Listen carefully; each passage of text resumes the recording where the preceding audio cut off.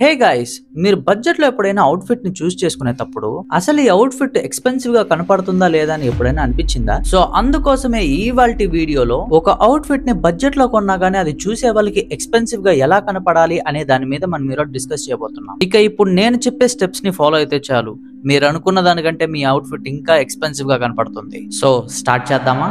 అందులో మీరు గుర్తుపెట్టుకోవాల్సిన first point, go with the monochromatic colours. Monochromatic అంటే మోస్ట్ ఆఫ్ ది పీపుల్ కి తెలిసే ఉంటుంది. తెలియకపోతే ఇప్పుడు చెప్తాను వినండి.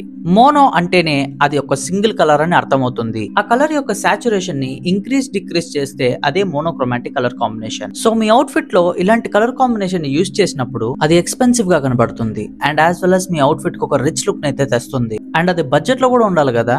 ఇప్పుడు నేను చెప్తున్నానంటే ఆల్రెడీ నేను అది చేసినట్టే కదా.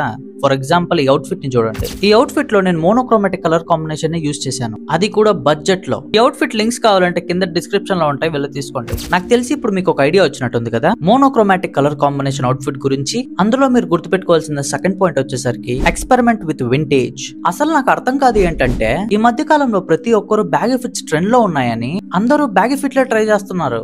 అసలు వింటేజ్ అవుట్ఫిట్ ని ఎవరైనా ట్రై చేస్తున్నారా? అసలు ఈ రోజు ట్రెండ్ వస్తుంది, రేపు పోతుంది, బట్ మీరు సెట్ చేసే ట్రెండ్ మార్క్ అనేది ఎప్పుడూ ఉంటుంది. అసలు మనకేం తెలుసు ఫ్యాషన్ గురించి? ఒకసారి మీ ఇంట్లో మీ డాడీ 20+ ఇయర్స్ లో ఉన్నప్పుడు ఫొటోస్ చూడండి, అప్పుడు తెలుస్తుంది అసలు మీకు ఫ్యాషన్ అంటే ఏంటో, అసలు వింటేజ్ స్టైల్ అంటే ఏంటో. ఒకసారి ఎగ్జాంపుల్ కి ఈ వింటేజ్ అవుట్ఫిట్ ని చూడండి, కాస్ట్లీగా కనపడుతుంది కదా. ఈ అవుట్ఫిట్ ని కూడా నేను బడ్జెట్ లోనే తీసుకున్నాను, కావాలంటే కింద డిస్క్రిప్షన్ లో ఉంటుంది, వెళ్ళి తీసుకోండి. సో మీరు గుర్తుపెట్టుకోవాల్సిన థర్డ్ పాయింట్ వచ్చేసరికి కీప్ ఇట్ సింపుల్. ఒకసారి మీరే ఆలోచించండి, మీ అవుట్ఫిట్ పైన ఎక్కువ లోగోస్ గానీ లేకపోతే ప్యాటర్న్స్ గానీ ఉంటే మీకు నచ్చుతుందా? అండ్ మీ అవుట్ఫిట్ పైన చాలా పెద్ద లోగోస్, డిజైన్స్, ప్యాటర్న్స్ ఉంటే చూడటానికి చాలా ఆక్వర్డ్ గా కనపడతారు. సింపుల్ గా చెప్పాలంటే చప్రీలాగా కనపడతారు. సో వీటి వల్ల మీకు ఒరిగేది కూడా ఏమీ లేదు. సో మీ అవుట్ఫిట్ లో ఎంత తక్కువ ప్యాటర్న్స్ అండ్ ఎంత తక్కువ డిజైన్స్ ఉంటే మీరంత క్లాస్ గా, అంత రిచ్ గా కనపడతారు. అందులో మీరు గుర్తుపెట్టుకోవాల్సిన ఫోర్త్ పాయింట్ వచ్చేసరికి చూస్ క్లాసిక్ ఫ్యాబ్రిక్స్. మీరు ఫ్యాబ్రిక్స్ ని కూడా కొంచెం చూసుకుంటే బెటర్, ఎందుకంటే fabric plays a key role in your outfit.